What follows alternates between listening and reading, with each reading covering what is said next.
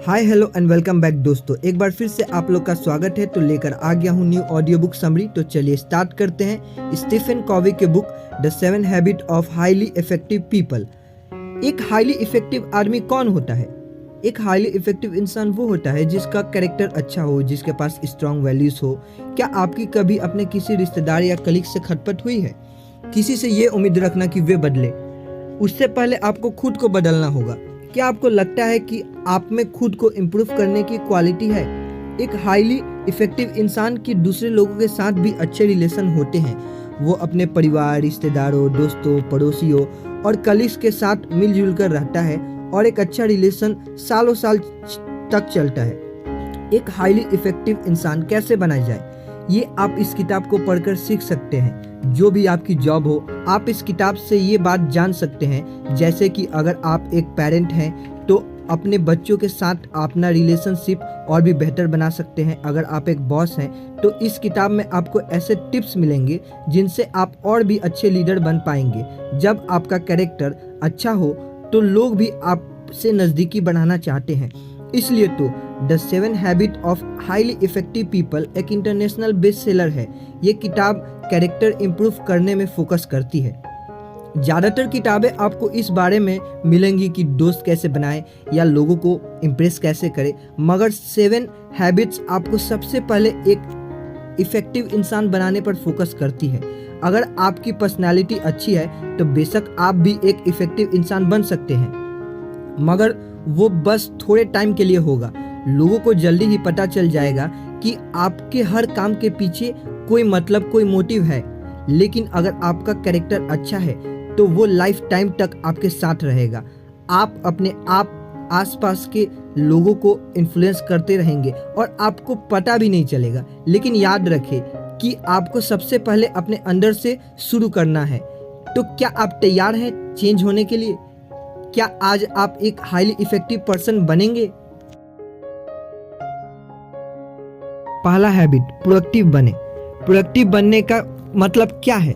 Psychologist Victor Frankel कहते हैं, हमारे आसपास जो भी कुछ होता है हम उसे बदल नहीं सकते, लेकिन हम इस पर कैसे रिस्पॉन्ड करें ये हमारे हाथ में है। प्रोएक्टिव होने का मतलब होता है कि दूसरे लोग चाहे जो भी ओपिनियन दे या जैसे भी उनका बिहेवियर हो, हमें उससे अफेक्ट नहीं होना है। जब लोग हमारे बारे में कुछ बुरा बोलते हैं तो कमी हमारे अंदर नहीं होती, बल्कि उनमें होती है। जो नेगेटिव बात वो आपके बारे में बोलते हैं, उनसे उनके खुद के नेगेटिव व्यू का पता चलता है कि वे दुनिया को किस नज़र से देखते हैं। प्रोएक्टिव होने का मतलब ये भी है कि आप किसी भी बुरी सिचुएशन से अफेक्ट ना हो, फिर चाहे मौसम खराब हो या ट्रैफिक। लेकिन एक प्रोएक्टिव इंसान को कोई फर्क नहीं पड़ेगा उसकी ज़िंदगी में बुरा वक्त या गरीबी आए, मगर वो हर हाल में खुश रहेगा। एक प्रोएक्टिव इंसान बुरे से बुरे हालात में भी बगैर कोई कंप्लेन किए अपना काम करता रहेगा। प्रोएक्टिव का उल्टा रिएक्टिव होता है, और जो लोग रिएक्टिव होते हैं वो अपने एनवायरनमेंट से बहुत जल्दी अफेक्ट हो जाते हैं। अगर उनके साथ कुछ बुरा होता है तो वो खुद भी नेगेटिव बन जाते हैं। एक बार लेखक स्टीफन कोवी जब सेक्रोमेंट में एक लेक्चर दे रहे थे, तब अचानक भीड़ में से एक औरत खड़ी हुई। वो बड़ी एक्साइटेड होकर कुछ बोल रही थी कि तभी उसकी नज़र लोगों पर पड़ी जो उसे घूर रहे थे। लोगों को ऐसे घूरते देखकर वो औरत वापस बैठ गई। अपना लेक्चर खत्म करने के बाद स्टीफन कोवी उस औरत के पास गए। उन्हें मालूम पड़ा कि वो औरत दरअसल एक नर्स थी और एक बड़े बीमार पेशेंट की फुल टाइम देखभाल कर रही थी। उसका वो पेशेंट हर टाइम उस पर चिल्लाता रहता था। उसकी नज़र में वो सब कुछ गलत करती थी। उसने कभी भी उस नर्स को थैंक यू तक नहीं बोला था। इन सब बातों की वजह से वो औरत बड़ी दुखी रहती थी। वो अपनी जॉब से बिल्कुल भी खुश नहीं थी। उस दिन स्टीफन कोवी के लेक्चर का सब्जेक्ट भी प्रोएक्टिविटी ही था। कोवी एक्सप्लेन कर रहे थे कि अगर तुम प्रोएक्टिव हो तो कोई भी चीज़ तुम्हें हर्ट नहीं कर सकती। जब तक आप खुद ना चाहे तब तक कोई आपको दुखी नहीं कर सकता। ये लेक्चर सुनकर वो औरत एक्साइटेड हो गई थी, क्योंकि उसे पता चल गया था कि रिस्पॉन्ड करना या ना करना उसके हाथ में है। उसने कोवी को बताया, मैंने दुखी होना खुद चुना था, मगर अब मुझे रियलाइज हो गया है कि दुखी या सुखी होना मेरे हाथ में है, लेकिन अब किसी दूसरे इंसान का बिहेवियर मुझे कंट्रोल नहीं कर सकता।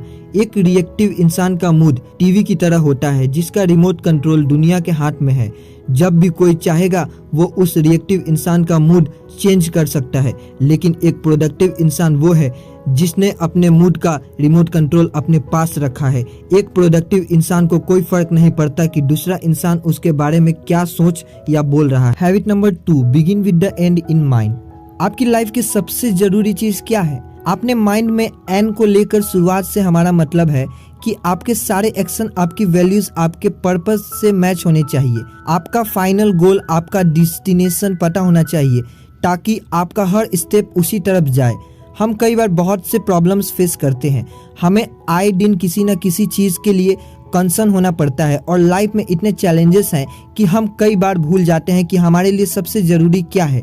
जैसे कि आपको अपने बच्चों का ध्यान रखना पड़ता है, उन्हें हर चीज़ प्रोवाइड करानी पड़ती है, लेकिन आप इसके लिए इतना ज़्यादा हार्ड वर्क करते हैं कि उनके साथ टाइम स्पेंड ही नहीं कर पाते।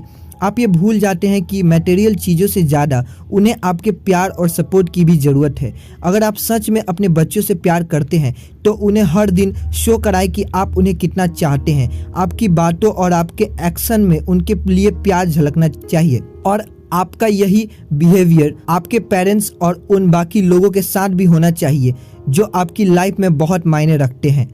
Begin with the and in mind से मतलब है ये जानना कि आपके लिए सबसे वैल्यूएबल क्या है।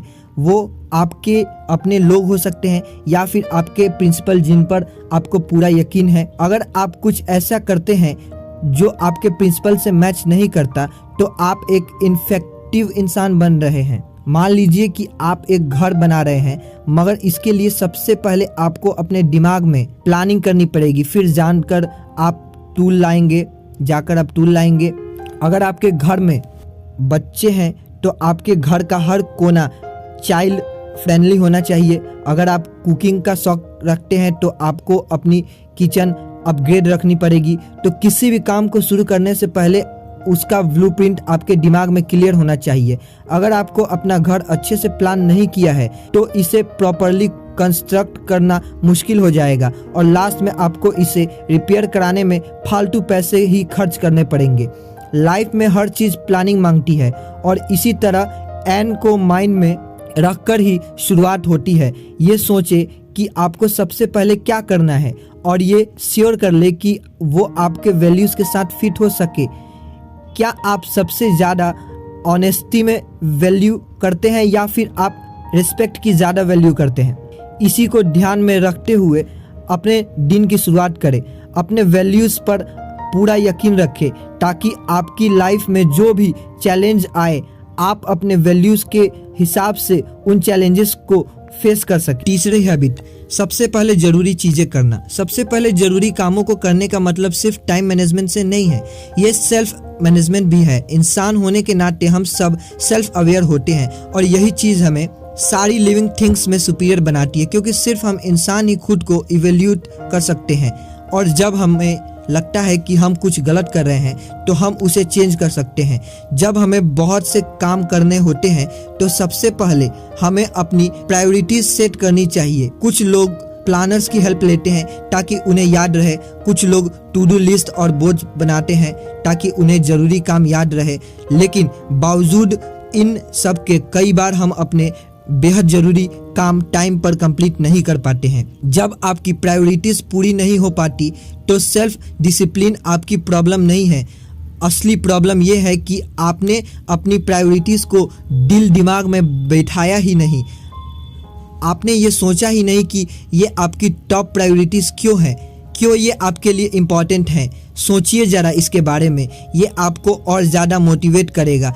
टाइम मैनेज करना चैलेंज नहीं है बल्कि खुद को मैनेज करना है। सबसे पहले ज़रूरी चीज़ें करें। इस बात का मतलब है कि अपनी प्रायोरिटीज़ को पहले नंबर पर रखें। इसका मतलब ये भी है कि ज़रूरत पड़ने पर आप ना बोलना सीखें। जब आपके पास करने के लिए ढेर सारा काम हो तो उन टास्क को ना बोल दीजिए जो आपकी प्रायोरिटीज का हिस्सा नहीं है। एग्जाम्पल के लिए सेंड्रा को एक कम्युनिटी प्रोजेक्ट का चेयरमैन बनने को बोला गया, मगर उसके पास पहले से ही इंपॉर्टेंट टास्क थे, मगर प्रेशर में आकर उसे हाँ बोलना पड़ा। सेंड्रा ने अपने पड़ोसी कोनी को पूछा कि क्या वो भी इस प्रोजेक्ट को ज्वाइन करना चाहेगी। सेंड्रा की बात सुनकर कोनी ने कहा, सेंड्रा ये प्रोजेक्ट काफ़ी मज़ेदार लगता है, मगर कुछ रीज़न से मैं इसमें पार्टिसिपेट नहीं कर पाऊंगी, मगर सच में तुम्हारे इस इनविटेशन को मैं अप्रिशिएट करती हूँ। उसके बाद सेंड्रा को लगा कि जैसा कोनी ने किया उसे भी वही करना चाहिए था। वो भी तो पोलाइटली ना बोल सकती थी जब उसे चेयरमैन बनने के लिए बोला गया था।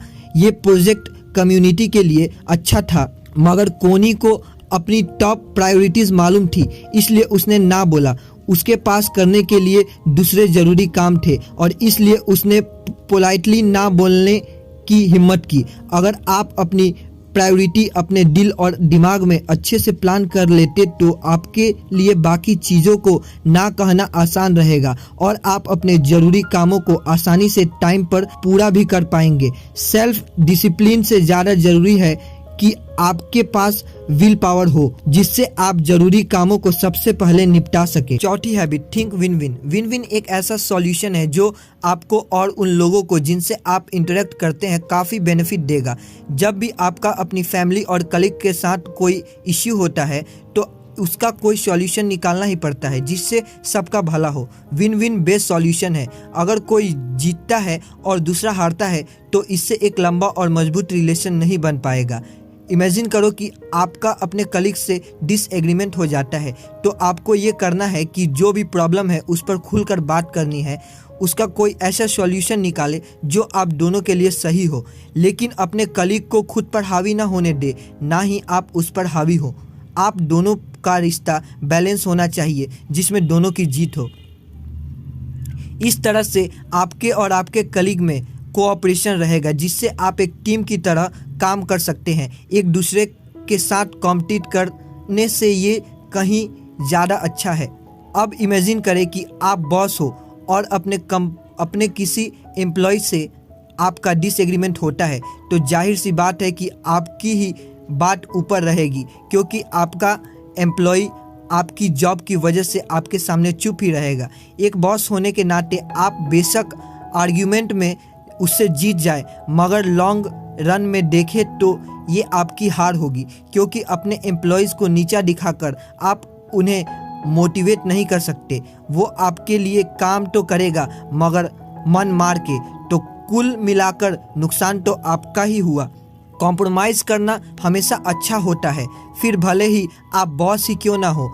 आपके लिए यही अच्छा होगा कि आप अपनी पोजीशन का इस्तेमाल ना करें। अपने एम्प्लॉयज़ को खुश रखने में ही आपका ज़्यादा फ़ायदा है। अगर आप हमेशा विन विन सिचुएशन सेटल करते हैं तो आपके एम्प्लॉयज़ ज़्यादा इफ़ेक्टिव होंगे और ये आपकी कंपनी के लिए भी फ़ायदेमंद होगा। साथ ही आपको बार बार लोगों को हायर करने, उन्हें ट्रेन करने की ज़रूरत नहीं पड़ेगी। विन विन सिचुएशन सिर्फ वर्क प्लेस पर ही अप्लाई नहीं होती, ये हर तरह के रिलेशनशिप में एप्लीकेबल है। जब भी आपके अपने पार्टनर, आपके बच्चों, दोस्त या पड़ोसियों के साथ डिसएग्रीमेंट हो तो विन विन सिचुएशन के बारे में सोचें। फिर आप देखेंगे कि कैसे आपके हर रिलेशन में और भी ज़्यादा प्यार और ट्रस्ट आएगा। पांचवी हैबिट, पहले खुद दूसरों को समझने की कोशिश करें, फिर दूसरों से उम्मीद करें कि वे आपकी बात समझें। क्या आपको याद है कि लास्ट बार कब किसी ने आपसे आपकी प्रॉब्लम शेयर की थी और क्या आपने उसकी बात सच में सुनी भी थी? क्या आपने एडवाइस देने से पहले उनकी फीलिंग्स को समझा था? पहले आप दूसरों को समझने की कोशिश करें, फिर उनसे उम्मीद करें कि वो आपकी बात समझे। ये अच्छे कम्युनिकेशन का यही तरीका है।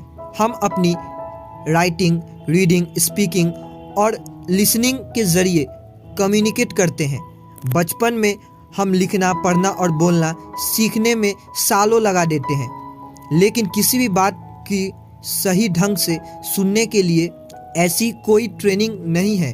किसी के साथ कम्युनिकेट करने का सबसे बेस्ट तरीका ये है कि पहले हम ये समझने की कोशिश करें कि आखिर वे कहना क्या चाहते हैं। गुड लिसनिंग वो होती है जब आप खुद को सामने वाले की सिचुएशन में रख कर सोचते हैं, तभी आप सही तरीके से समझ पाएंगे कि वो इंसान कहना क्या चाहता है। जब आप सुनते नहीं हैं तो आप उस इंसान की बात समझे बगैर रिप्लाई करने लगते हैं, मगर जब आप समझने की कोशिश करते हैं तभी आपको पता चलता है कि वो इंसान असल में कैसा फील कर रहा है। और जब आप इस तरीके से किसी की बात सुनेंगे तभी जाकर उस इंसान को कोई अच्छी एडवाइस दे पाएंगे या उनकी सच में कोई हेल्प कर पाएंगे। एक बार एक आदमी किसी ऑप्टोमेट्रिस्ट के पास गया। उसको कुछ विजन की प्रॉब्लम हो गई थी। उस आदमी ने ऑप्टोमेट्रिस्ट को बताया कि उसको क्लियरली कुछ दिखाई नहीं दे रहा है। तो उस ऑप्टोमेट्रिस्ट ने क्या किया कि उसने उस आदमी को अपना चश्मा दे दिया। ऑप्टोमेट्रिस्ट ने कहा, उन्हें पहनो, मैं पिछले 10 सालों से यही चश्मा पहनता आया हूँ और मुझे साफ दिखता है। मेरे पास एक जोड़ी एक्स्ट्रा पेयर घर में रखा है, तो तुम ये वाले पहन लो। उस आदमी ने ऑप्टोमेट्रिक्स की बात मानकर वो चश्मा पहन लिया, मगर कोई फायदा नहीं हुआ, बल्कि उसे और भी धुंधला दिखाई देने लगा। ये बहुत अच्छे ग्लासेस हैं, तुम और कोशिश करो सही ढंग से देखने की, उस ऑप्टोमेट्रिक्स ने कहा। तो उस आदमी ने फिर से ट्राई किया, मगर उसकी लाख कोशिशों के बावजूद उस ऑप्टोमेट्रिस्ट के चश्मा पहन के उसे कुछ भी साफ नहीं दिख रहा था। अब ऑप्टोमेट्रिस्ट ने उससे कहा कि वो पॉजिटिव सोचे। उस पर उस आदमी ने जवाब दिया, ओके, अब भी मुझे पॉजिटिवली कुछ साफ नहीं दिखाई दे रहा। ये बात सुनकर ऑप्टोमेट्रिस्ट अपसेट हो गया, क्योंकि आखिरकार वो तो उस आदमी की बस मदद करना चाह रहा था। उसे लगा कि शायद वो आदमी झूठ बोल रहा है और अनग्रेटफुल है। हम भी कई बार ठीक इसी तरह उस ऑप्टोमेट्रिस्ट के जैसे ही बिहेव करते हैं। हम यही कहते रहते हैं कि अगर मैं तुम्हारी जगह होता, या मेरी बात मान के देखो, लेकिन हम कभी भी ये ट्राई नहीं करते कि वो आदमी वाकई में कैसा फील कर रहा है।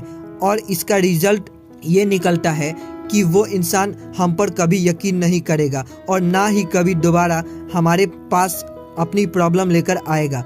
अगर आप सच में किसी की हेल्प करना चाहते हैं तो सबसे पहले उन्हें समझने की कोशिश करें। ऐसा करके आप उनका ट्रस्ट जीत सकते हैं और उन्हें यकीन हो जाएगा कि आपके एक्शन के पीछे कोई मोटिव नहीं है, बस हेल्प करने की इच्छा है। वो भी आपको समझना शुरू कर देगा। छठा हैबिट, सिनर्जाइज।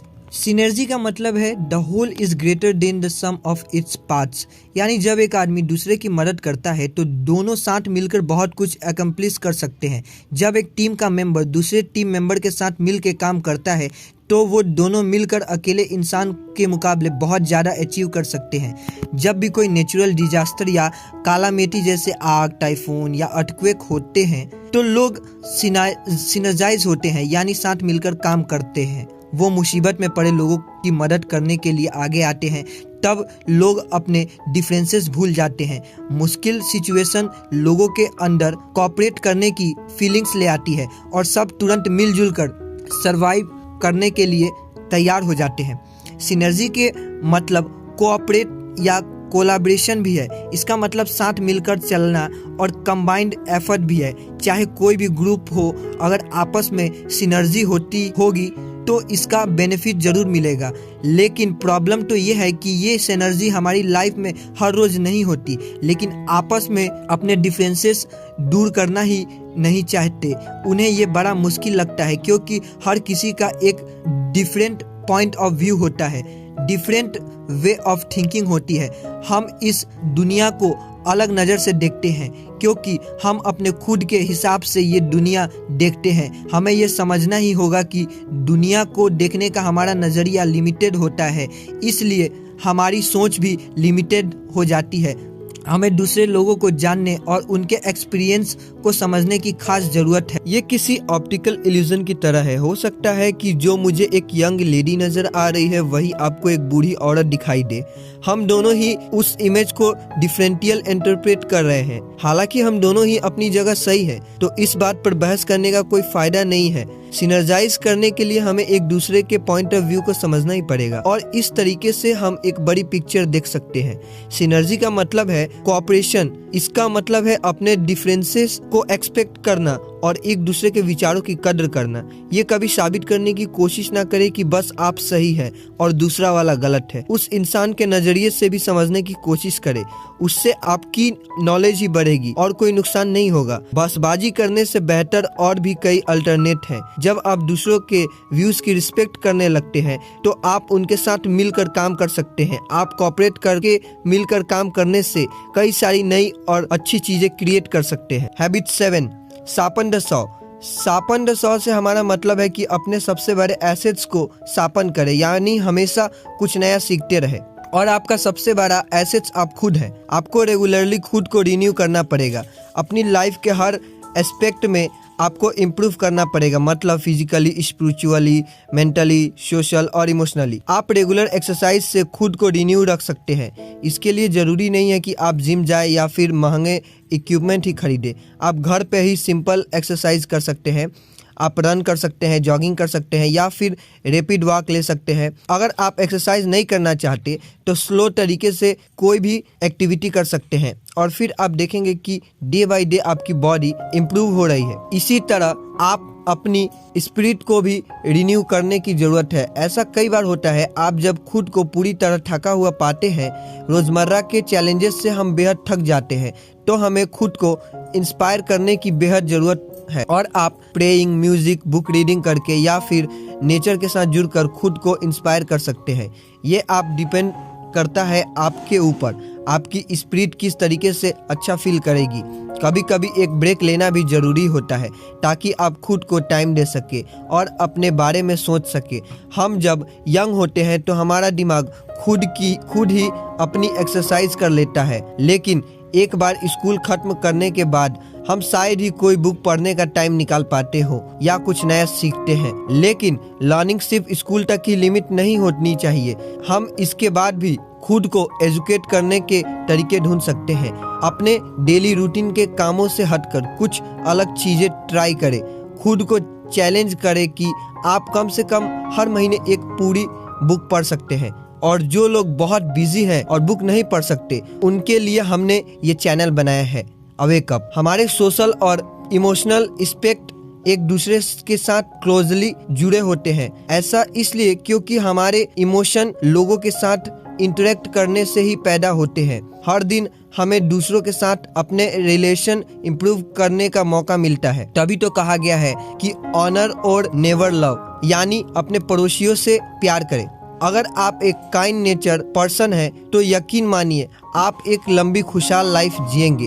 अब इमेजिन करें कि जैसे आप जंगल में वॉक पर गए हो, आपको एक आदमी नजर आता है जो एक छोटे से पेड़ को काट रहा है। आप देखते हैं कि वो आदमी काफी थक गया है, तो आप उससे पूछते हैं कि वो कितनी देर से ऐसा कर रहा है। वो आदमी कहता है 5 घंटे हो गए हैं और मैं अब थक कर चूर हो गया हूँ। ये बड़ी मेहनत वाला काम है। तो आप उस आदमी को सलाह देंगे कि उसे कुछ मिनट का ब्रेक लेना चाहिए। हो सकता है कि उसे अपना सॉ यानी अपनी आरी को शार्प करने की ज़रूरत है। और आप उसे ये भी कहते हैं कि मुझे यकीन है कि इससे आपका काम तेजी से होगा, मगर वो आदमी मना कर देता है। वो कहता है कि वो इतना बिजी है कि उसके पास सॉ साफ करने का यानी अपनी आरी को तेज करने का टाइम ही नहीं है। अब किसी भी चीज को इफेक्टिवली कट करने के सॉ यानी आरी को तेज करने की जरूरत होती है। ठीक उसी तरह खुद को भी इफेक्टिव बनाने के लिए हमें भी अपने एसेट्स साफ करने होंगे। आपको टाइम निकालकर खुद को रिन्यू करना ही पड़ेगा, क्योंकि जो टूल आपकी लाइफ में जरूरी है वो तो आपके पास है ही, बस उनको साफ करने की जरूरत बीच बीच में पड़ती रहती है। और आपके एसेट्स हैं आपकी बॉडी, माइंड और सोल, और उन्हें साफ करना कभी ना भूलें। फाइनली आप लोग आ गए हैं इस बुक के कंक्लूजन की तरफ, तो बात करते हैं कंक्लूजन की। आपने हाईली इफेक्टिव लोगों की 7 हैबिट सीखी। हैबिट नंबर 1 है प्रोएक्टिव बने। हैबिट नंबर 2 है एंड को ध्यान में रखकर किसी भी काम की शुरुआत करें। हैबिट नंबर 3 है कि सबसे पहले जरूरी चीजों को प्रायोरिटी दे। हैबिट नंबर 4 है विन विन सिचुएशन सोचे। हैबिट नंबर 5 है कि आपकी अपनी बात समझने के बजाय पहले दूसरों की बात समझने की कोशिश करें। हैबिट नंबर 6 है सिनर्जाइज। और लास्ट में हैबिट नंबर 7 है अपने एसेट्स शार्पन करें। हैबिट नंबर 1, 2 और 3 आपको अपना कैरेक्टर इंप्रूव करने में मदद करेंगे। हैबिट नंबर 4, 5 और 6 दूसरों के साथ आपके रिलेशन इंप्रूव करेंगे। और लास्ट में हैबिट नंबर 7 से आप अपनी ये अच्छी क्वालिटी लाइफ टाइम तक मेंटेन करके रख सकते हैं। अब जो भी आपने सीखा है उसे डेली लाइफ में अप्लाई करना सीखें। जब कभी भी आप किसी बुरी सिचुएशन में होते हैं तो प्रोएक्टिव बनने की कोशिश करें। जब भी आप किसी के साथ कॉन्फ्लिक्ट होता है तो विन विन सिचुएशन चुनें। और जब आप कोई चीज़ बार बार करेंगे तभी वो आपकी हैबिट बन पाएगा। जैसा कि एरिस्टो ने कहा है, हम वही बनते हैं जो हम बार बार लगातार करते हैं। तो एक्सीलेंस कोई एक्ट नहीं है बल्कि हैबिट से आती है। तो दोस्तों, इसी के साथ ये समरी यहाँ पर खत्म होती है। आप रिन्यू सोशल में हमें यानी कि कमेंट्स में लिखकर हमें अपने ओपिनियन शेयर कर सकते हैं कि आपको ये समरी कैसी लगी और अगली समरी आप किस बुक पर चाहेंगे। अगर आपको हमारी मेहनत पसंद आई तो आप हमें अपना प्यार कमेंट सेक्शन में दिखा सकते हैं। इसी तरह एक नई ऑडियो बुक के साथ फिर मिलेंगे। जय हिंद।